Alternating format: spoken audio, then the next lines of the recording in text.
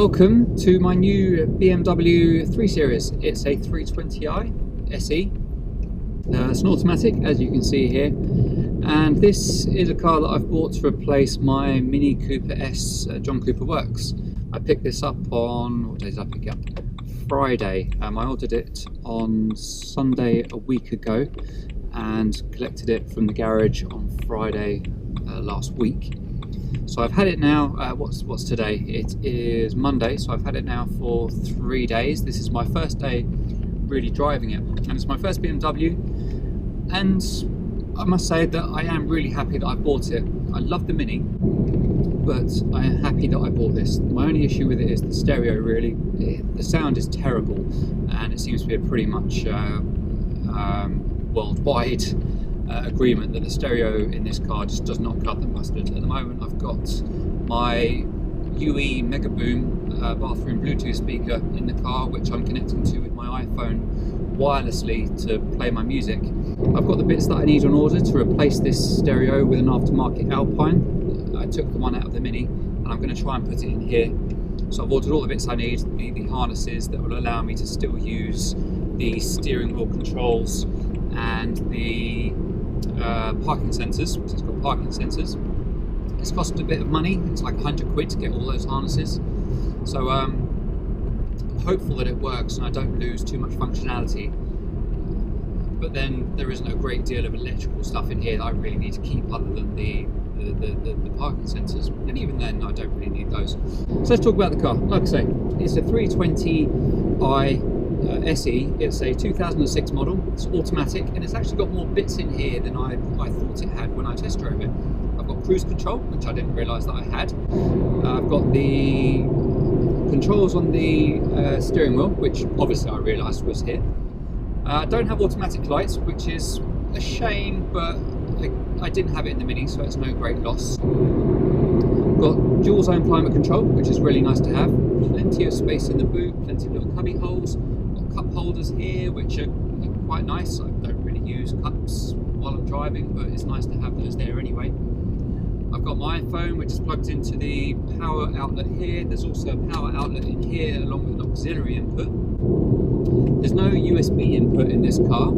There are models that have it, but this one doesn't, so this is just the auxiliary input and the power outlet in here. There's plenty of little cubby holes everywhere. The car is comfortable enough to drive. It pulls away nicely. It's not fast. No, I think it's like 150 brake horsepower, 0 to 60 in like 9 seconds, I believe. But I've got my Z to satisfy my power needs and my speed needs. So this isn't my fun car. This is my daily driver to and from work, place of business, or shopping, holiday car, that kind of thing. Places where I need to be practical and drive around more than just myself and one bag kind of thing. And I think it's going to really work. What I didn't realise it also has is the manual shift. So although it's an automatic, I can just flick the stick to the left. What happens is I can then change gear by pushing the stick backwards and forwards. And it's quite a nice system. It seems to work pretty well.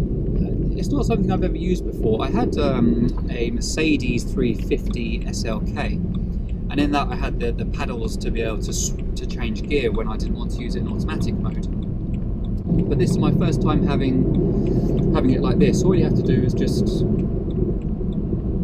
pull it to the side like that. That's it. I'm in manual mode, and I can see here it now says DS.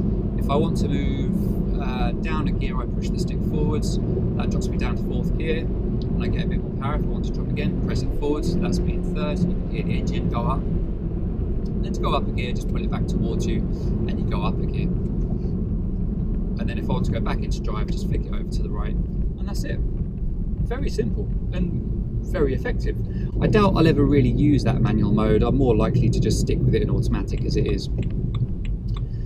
There's very little in this car that I would complain about. Stereo is awful, like I say, but I'm going to replace it.